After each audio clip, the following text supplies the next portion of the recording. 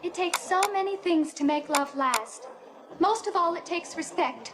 And I can't live with the man I don't respect.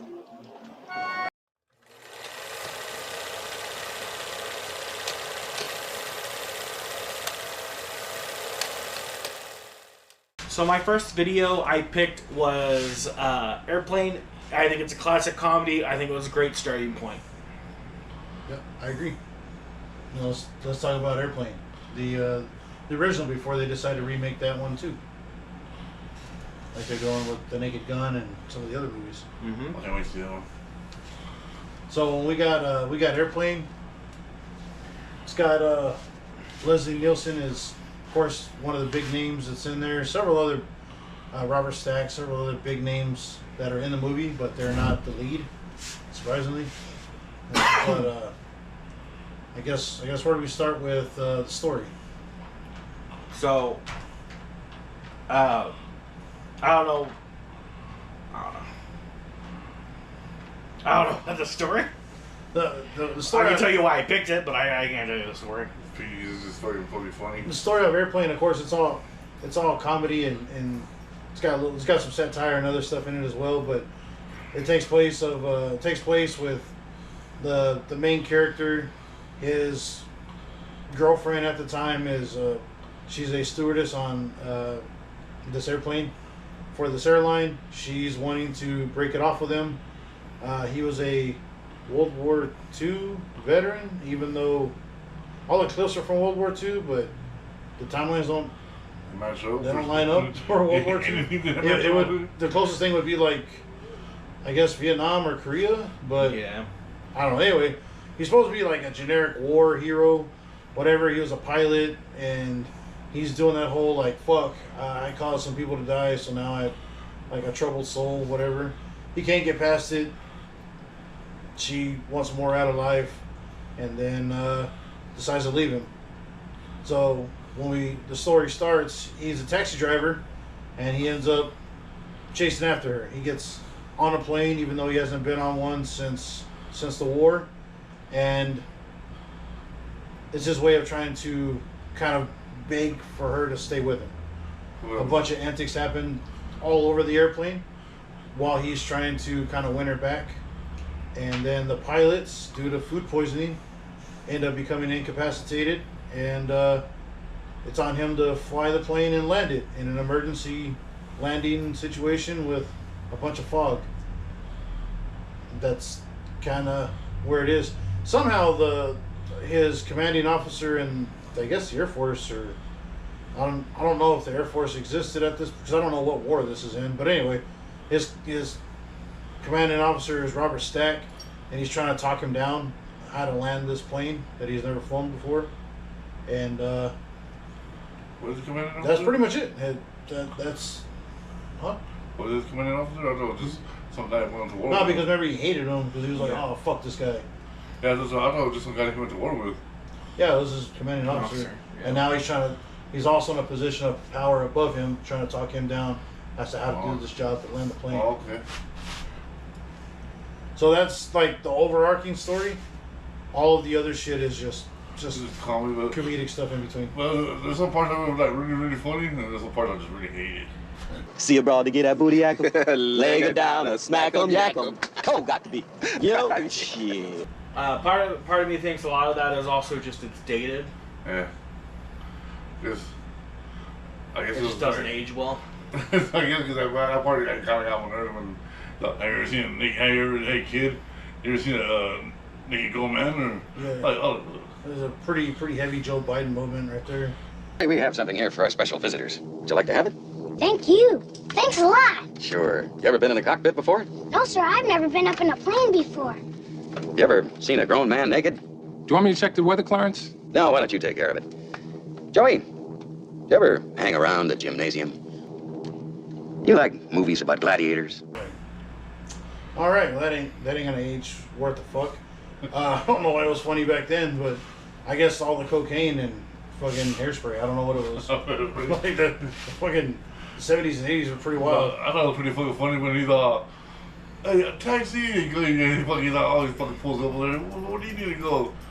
And he fucking puts him in a ride and just fucking starts to meter on him. Starts the meter, and then he goes and gets on the airplane. Yeah. Like, what was that even? And at the very end of the movie, that guy's still sitting in the taxi. It's like over like $1,000, $100,000 or something like that. Some stupid number. So Shady, why'd you pick Airplane? So I picked Airplane because I think a lot of my like dumb humor and I would just say I think Airplane was one of the first comedies that I watched that I was like, you know what, this is it. This is like peak comedy, and I say it has shaped my sense of humor growing up, just because I mean I like the whole, like, one of my favorite bits is all like, get yourself together. Oh, you're the phone's ringing. It's for you. And they're like, come on, and then it pans out and it's like the nun with a baseball bat. It's like a line of people. It's a line of people. They're ready to kick this woman's ass, and it's just so dumb. I gotta get out of here. I gotta get out of here. Calm down. Get a hold of yourself. Just please let me handle this. I gotta get Calm down. Now get back to your seat. I'll take care of this. Calm down. Calm down. Get a hold of yourself. Doctor, you're one on the phone. Everything's gonna be all right. Please. Sister, please, I'll handle this. I gotta get out of here. Out of here. I gotta get out of here. Like one of them has like a gun. She has Yeah. like a revolver. I was like, oh, the good old days before the TSA. But stuff like that where I'm all like, it's No one's gonna laugh about the co-pilot situation. That was fucking funny as hell. There's a tube. There's an inflation tube right above his belt, or right around his belt line. yeah. Oh my God! The automatic pilot! It's deflating. Well, wait, don't panic. On the belt line of the automatic pilot, there's a hollow tube. Now, that is the manual inflation nozzle. Pull it out and blow on it. What the hell's going on up there?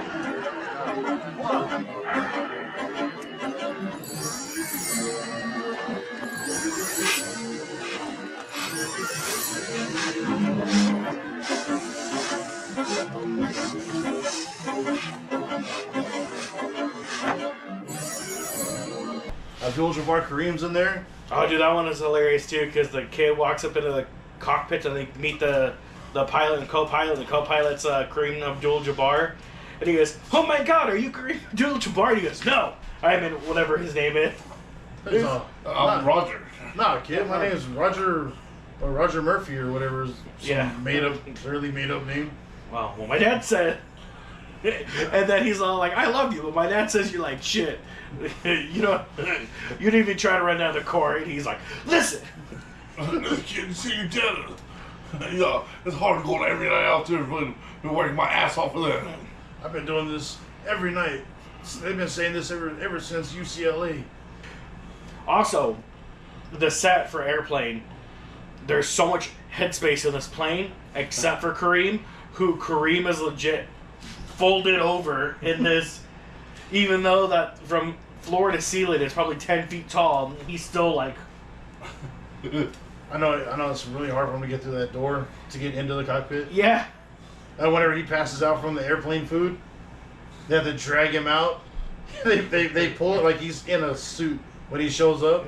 But when he becomes incapacitated and they have to pull him out of the seat, he's wearing his fucking Lakers gear. They pull him out of the fucking seat. I was like, yeah, okay. Pretty funny little touches like that. Yeah, once a Laker, always a Laker.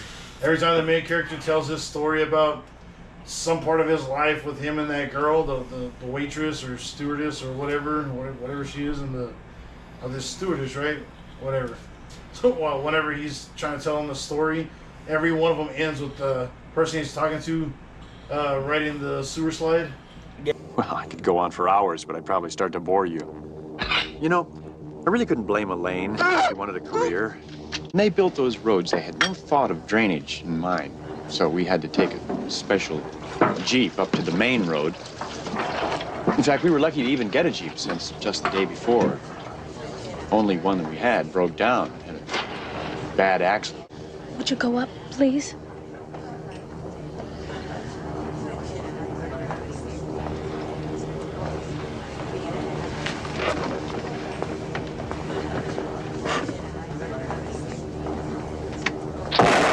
Taking themselves, deleting themselves from the conversation. I know it's funny. It's just the old woman's ankles swinging in and off of the screen. I'm like, God damn it. But enough about me. I hope this hasn't been boring for you. It's just that whenever I start to talk about Elaine, I always get so carried away. I lose all track of time. I thought that was a pretty funny movie. Now, in terms of like story, yeah, it's all like loosely still around there. Because I mean, like it's all over the place. There's a B story about the reason why they also need to land the plane quickly. That's because there's a girl on the plane that needs a heart transplant. Who then gets like almost killed like 3 times in the process of this one chick trying to like sing a song. Also, quick shout out to the jive talking nun or whatever.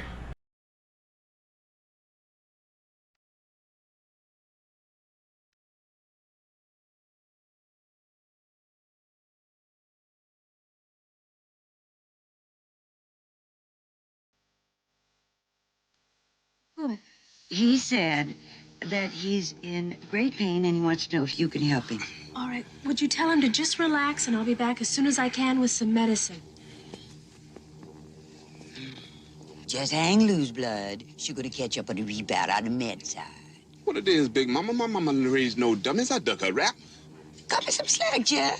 Say cutting when you say be showing everything. Chump don't want to help. Chump don't get the help. Say can't hang. Say 7 up. Jive ass dude don't got no brains anyhow.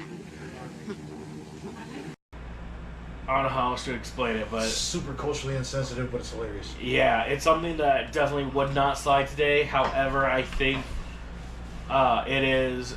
If you asked 100 people, what is your top like comedy movie? I think Airplane has to be in the top 5. I think it has to be at least recognized. If not in the top 5, it has to be an honorable mention for the fact that I feel like a lot of people go, you know what, top comedy. Well, the Zucker brothers, they made many movies, but yeah, of course Airplane was like one of the bigger ones. And especially at the time. Yeah, and Airplane 2 came out like after that, and that was a whole thing. There's another movie that they made that's not super publicly or very well known, I don't think, because every time I've mentioned the movie to anybody, no one's even told me that they know about it. What is it? It's that one. It's called Hush or Shh, Top Secret. Oh, that's what I'll... Yeah, Yeti had never seen it, and I showed that to him, and it was pretty hilarious. It's got very, very similar like gags and all of the comedy throughout the whole movie is very similar. But that one actually is fun. That was a good one. That was Val Kilmer's like first movie. Yeah, that's really good at it, by the way. Anyway, in terms of like the jokes, the comedy, it's not non-stop side-splitting, but it is very like every scene has 1 or 2 comedic beats, and it's just consistent throughout. So the ones that you don't think are funny, because there's some times where we'd watch the movie, somebody else would be chuckling while we're watching it, and I would feel nothing. Other times, all of us would be laughing, and there'd be times where obviously the whole joke with the kid thing, nobody laughed. We were just like, oof. That was... Yeah, I think there was at least 1 or 2 of the jokes in the movie that we all were like... Yeah. Well, I like the part where he fucking just reading. He's all, it was a bad week and fucking stop smoking, or... it's a bad day to stop smoking. She's a bad day to stop opiates. Yeah. It's like I picked the wrong week to quit smoking. It's like I picked the wrong week to quit drinking. It's like I picked the wrong week to quit amphetamines. It's like I picked the wrong week to quit sniffing glue.